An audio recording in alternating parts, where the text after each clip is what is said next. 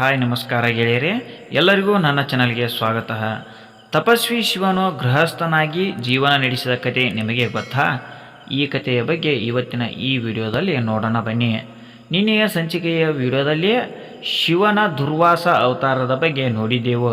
ಇವತ್ತಿನ ಈ ವಿಡಿಯೋದಲ್ಲಿ ಶಿವನ ಗೃಹಸ್ಥ ಅವತಾರದ ಬಗ್ಗೆ ನೋಡೋಣ, ಹಾಗೂ ಇದರ ಹಿಂದೆ ಇರುವ ದಂತಕಥೆ ಏನು ಅಂತ ನೋಡೋಣ, ಹಾಗೂ ಶಿವನು ಯಾವ ಕಾರಣಕ್ಕೆ ಗೃಹಸ್ಥ ಅವತಾರವನ್ನು ಪಡೆದನು ಅಂತ ಈ ವಿಡಿಯೋದಲ್ಲಿ ವಿವರವಾಗಿ ನೋಡೋಣ ಬನ್ನಿ. ಇನ್ನೂ ಯಾರು ನಮ್ಮ ಚಾನಲನ್ನು ಸಬ್ಸ್ಕ್ರೈಬ್ ಮಾಡಿಲ್ಲವ ಸಬ್ಸ್ಕ್ರೈಬ್ ಮಾಡೋದನ್ನು ಮರೆಯದಿರಿ, ಹಾಗೂ ಬೆಲ್ ಐಕಾನನ್ನು ಒತ್ತಿ. ವಿಶ್ವಾನರ ಮತ್ತು ಅವನ ಪತ್ನಿ ಶುಚಿಸ್ಮೃತಿ ಎಂಬ ಬ್ರಾಹ್ಮಣ ದಂಪತಿ ನರ್ಮದಾ ನದಿಯ ದಡದಲ್ಲಿ ವಾಸಿಸುತ್ತಿದ್ದರು. ಬಹಳ ವರ್ಷಗಳ ದಾಂಪತ್ಯ ಜೀವನದ ನಂತರವೂ ಅವರಿಗೆ ಮಗು ಆಗಲಿಲ್ಲ. ಇಬ್ಬರು ಇದರ ಬಗ್ಗೆ ತುಂಬ ದುಃಖಿತರಾಗಿದ್ದರು.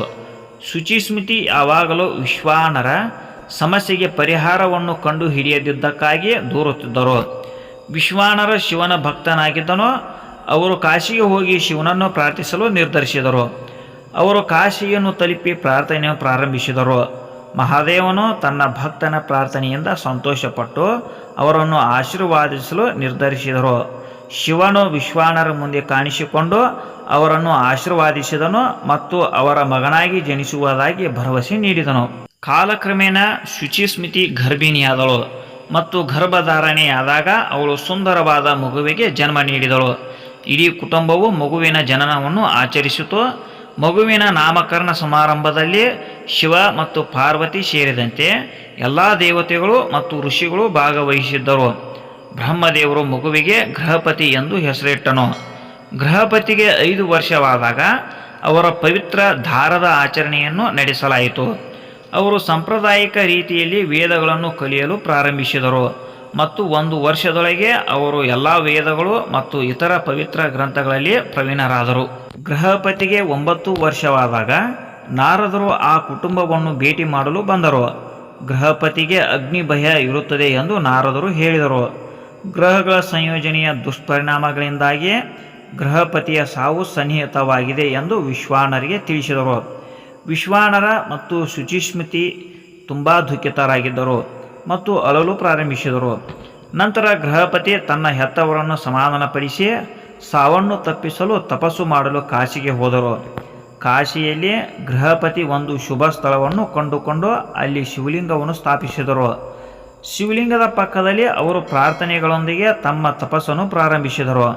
ಗೃಹಪತಿಯ ಕೃತ್ಯದ ಬಗ್ಗೆ ತಿಳಿದ ನಂತರ ಇಂದ್ರನು ಅಲ್ಲಿಗೆ ಬಂದು ಅವನನ್ನು ಆಶೀರ್ವಾದಿಸಿದನು. ಅವನು ತನಗೆ ಬೇಕಾದದನ್ನು ವರವಾಗಿ ಕೇಳುವಂತೆ ಕೇಳಿಕೊಂಡನು.